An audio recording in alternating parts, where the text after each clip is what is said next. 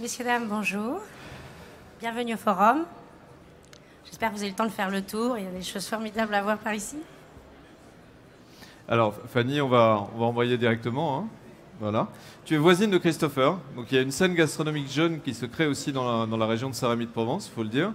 Vous êtes en train de réinventer une offre culinaire là-bas, avec des clients qui sont très spécifiques, puisque vous avez beaucoup de touristes, notamment américains. Vous avez évidemment beaucoup d'habitants qui viennent chez vous régulièrement, beaucoup d'habitués. Mais vous êtes en train de réinventer un pôle d'attractivité gastronomique à vous tous dans la région.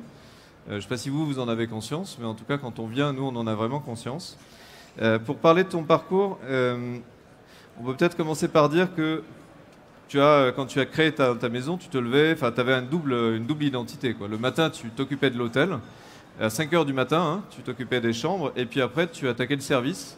Et tu as fait ça seul pendant 2 ans, jusqu'à ce que ton mari, jusqu'à ce que vous gagniez assez d'argent aussi, pour que Jonathan puisse venir t'aider. Voilà. Est-ce que tu peux nous parler de cette période-là, de ce démarrage, et puis après on parlera de ton parcours d'avant? Tout à fait. Alors, je vais faire un petit crochet sur Christopher, d'abord pour dire qu'on est heureux de l'avoir près de nous, parce qu'effectivement, c'est une région magnifique et qui se veut débordante d'énergie et surtout avec un territoire exceptionnel. Voilà, je dis toujours que je suis chanceuse de travailler dans une région aussi belle que celle-ci. Voilà.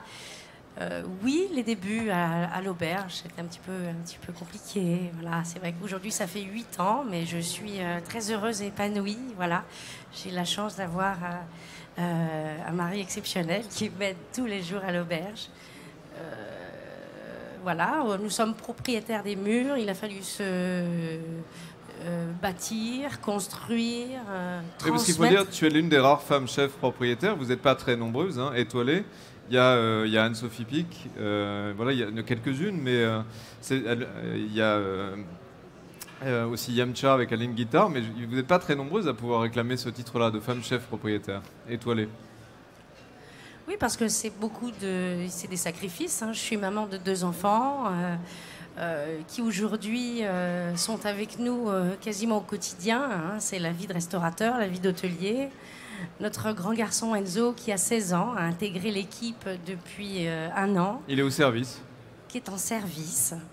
Donc voilà, moi je suis une maman comblée. J'ai la chance d'avoir mon fils en face de moi chaque jour qui passe.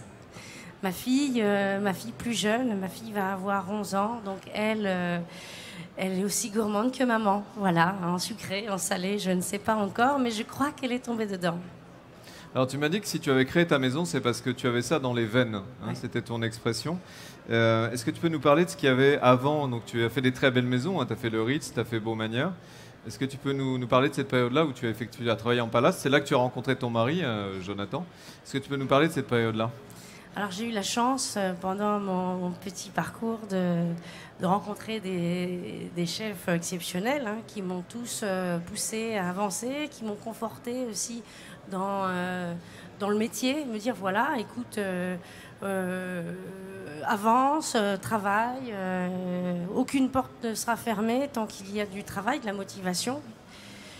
Et donc j'ai appris avec tous ces chefs, en passant par le Ritz où j'ai rencontré Jonathan, en passant par l'Ousto de Beaumanière où j'ai pu travailler avec le frère de Jonathan, Sylvestre Waïd, pendant quelques années.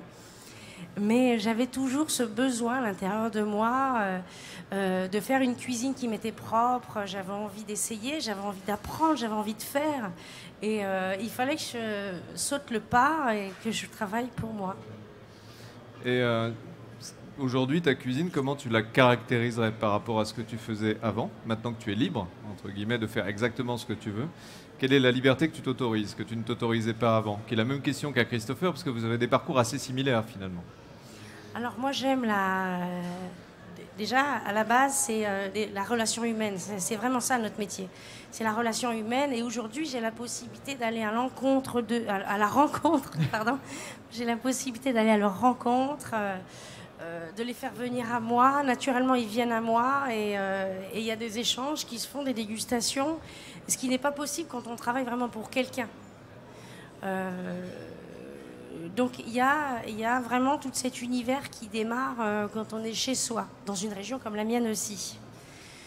Et puis, ce qui a changé entre employés et propriétaires, c'est qu'on n'a plus de limites, on a ce plaisir de travailler pour soi qui est inégalable.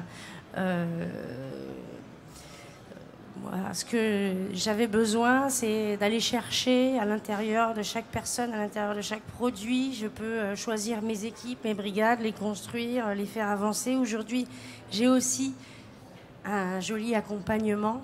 Voilà, c'est tous des gens qui m'accompagnent quasiment depuis le début. Et je remercie aussi les gens qui m'ont accompagné, mais qui sont partis, qui ont fait un autre chemin.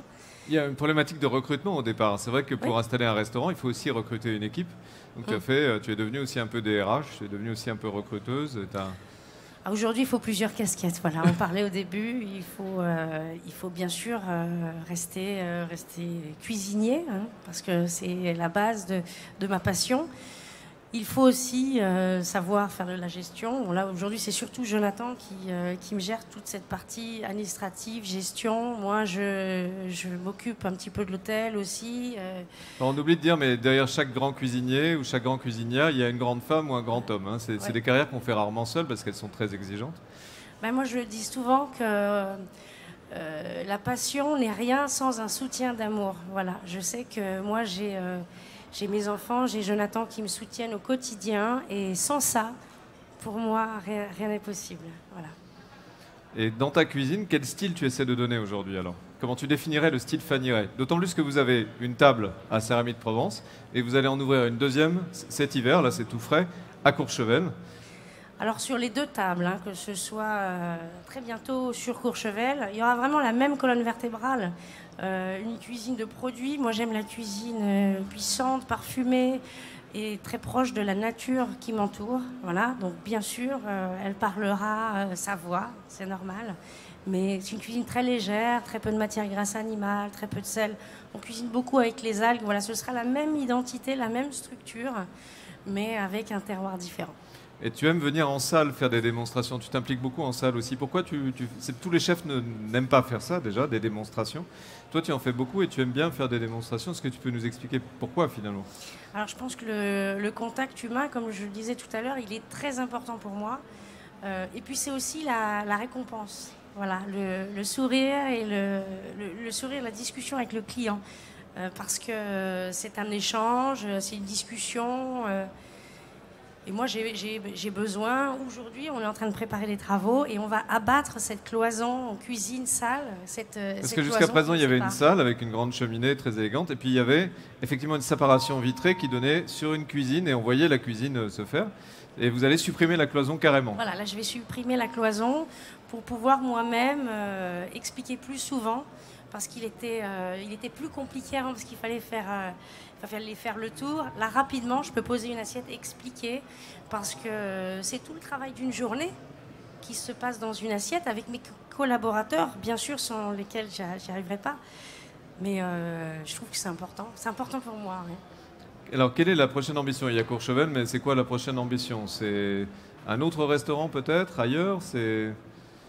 Alors, tout d'abord, la plus grosse ambition, c'est bichonner et faire grandir sa maison. C'est pour ça qu'aujourd'hui, nous sommes en travaux, parce qu'on est toujours dans la recherche du confort et du plaisir du client. Voilà, ça, c'est la base. Après, si nous partons cet hiver, prendre nos quartiers d'hiver à Courchevel, va déjà faire grandir la maison, et après, on verra ce qui se passera, mais aujourd'hui, on a déjà beaucoup de travail. Et une dernière question, c'est le rapport au Michelin, parce que tu es la femme chef de l'année du Michelin. L'étoile, tu m'as dit, ça a tout changé. À partir de ce jour-là, il y a des clients qui sont venus avec le guide rouge sous le bras. Donc cette relation avec le Michelin est très importante pour toi. Est-ce que tu peux nous en parler? Oui, alors c'est très important, mais comme je le disais tout à l'heure, avant tout... c'est notre clientèle qui nous fait avancer, qui nous fait travailler. Bien sûr, ça nous fait grandir, ça nous fait exister aussi sur l'international, puisque des gens se déplacent aussi, bien sûr, grâce à ce guide rouge. Mais c'est pas une obsession non plus. Il faut rester d'abord fidèle à sa cuisine et à ses clients. C'est comme je dis souvent, c'est hypocritement se faire plaisir soi-même pour pouvoir faire plaisir aux autres. Voilà. Ah, magnifique définition de la cuisine. Merci beaucoup. Je pense qu'on peut applaudir Fanny. Est-ce qu'il y a des questions, alors soit sur Facebook ou... Oui, madame, est-ce qu'on peut donner un micro? Hop, s'il est là. Bonjour Fanny, je suis Mia Kuprava, représentante de Goemio de la Géorgie. C'est formidable. Et voilà, je voudrais demander quel rôle jouait la compagnie de Goemio pour vous?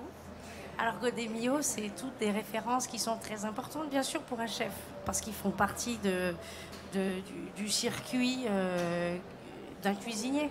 Voilà, vous allez forcément croiser nos chemins. Comme je disais tout à l'heure, je parlais du guide rouge.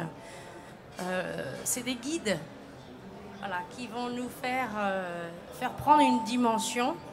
Et donc bien sûr, vous êtes chacun important, voilà, pour nous.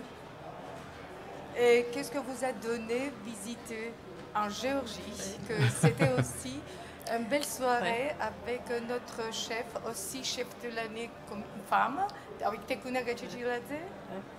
Alors c'est une super rencontre, Tekuna, vraiment humainement exceptionnelle. C'est la première fois que je mettais le pied en Géorgie et j'ai vraiment été époustouflée par cet accueil, cette générosité, cette simplicité. Et on nous a pris en main tout de suite. Là, c'était formidable. La Géorgie, c'est un très grand souvenir pour moi. Je vous attends là-bas. Avec plaisir. Merci. Ok, une invitation en Géorgie. Et je vois que nos critiques sont arrivés, sains et saufs apparemment. Il y a Sophie Brissot qui est là. Est-ce qu'il y a d'autres questions? Oui. Qu'on reconnaît Stéphane Méjanès. On se verra tout à l'heure. Fanny, tu parlais, je voulais revenir sur la femme en cuisine. C'est un grand sujet, pas seulement en cuisine d'ailleurs. Tu disais c'est beaucoup de sacrifices. C'est ça la réponse que tu as faite à dire qu'est-ce que c'est qu'être une femme chef. C'est quoi les sacrifices? Et pourquoi une femme encore aujourd'hui doit faire peut-être plus de sacrifices qu'un homme pour être entrepreneur, pour être cuisinier, pour réussir? Comment tu te places? Est-ce que tu te considères comme peut-être une porte-parole? Quelqu'un qui va montrer l'exemple? Comment tu te situes dans ce débat complexe des femmes en cuisine? Alors, moi j'ai senti que ça pouvait être difficile au moment où il y a transformation, au moment où on devient maman. Voilà. Là, je pense qu'effectivement, il faut un encadrement, il faut un encouragement, mais à aucun moment la porte m'a été fermée. J'ai eu la chance de tomber sur des chefs intelligents qui m'ont confortée. Voilà, ils ne m'ont pas facilité en me disant « écoute, t'es une femme, je vais t'aider ». Mais ils ne m'ont pas non plus me dire « écoute, on va te mettre la misère ». C'était vraiment... voilà, on m'a fait avancer, on m'a expliqué que si c'était la voie que j'avais choisie, j'avais toute ma place. Voilà, bien sûr, c'est du travail, hein. La cuisine, c'est du travail, c'est apprendre au quotidien, comme je vais continuer d'apprendre demain. Voilà, moi, je suis été bien entourée dès la naissance de mon garçon, qui a 16 ans. Et parce que je travaille les week-ends, les vacances, les jours fériés, le soir. Et on m'a aidée beaucoup. C'est pour ça que je suis là aujourd'hui, j'en suis sûre. Merci, belle maman. On a tous une belle-mère à remercier pour les enfants. Oui, monsieur. On y va. Une dernière question, parce qu'après, il faut... Oui, bonjour. Je vous ai entendu dire tout à l'heure que vous aviez introduit des algues dans votre cuisine. Est-ce que vous pouvez nous parler de votre rencontre avec les algues? Comment ça s'est passé? Depuis quand vous cuisinez cette matière? Et qu'est-ce qu'elle apporte de plus à votre cuisine? Alors, je pense que le gros déclic de la cuisine, je dirais pas la cuisine saine, mais disons qu'on essaye d'enlever tout ce qui n'est pas bon et qui n'est pas nécessaire pour l'organisme. Donc, on va parler des sels, on va parler des matières grasses animales. Donc, pour retirer le sel, qui est un véritable exhausteur de goût, il faut pouvoir lui rapporter quelque chose. Donc, il y a beaucoup de recherches. On va dire que ça fait bien 5 ans que je travaille dessus, aujourd'hui, par divers procédés, de trempage à chaud, à froid, on fait des séchages. Et donc, je fais différents moulins. Donc, on travaille avec des algues de Méditerranée, mais aussi avec des algues qu'on peut retrouver en Bretagne. Ce qui va nous permettre de trouver différentes algues pour différents produits. Voilà. Et donc, beaucoup de plaisir d'assaisonner un agneau avec un tour de moulin aux algues. Merci beaucoup, je propose de l'applaudir une nouvelle fois.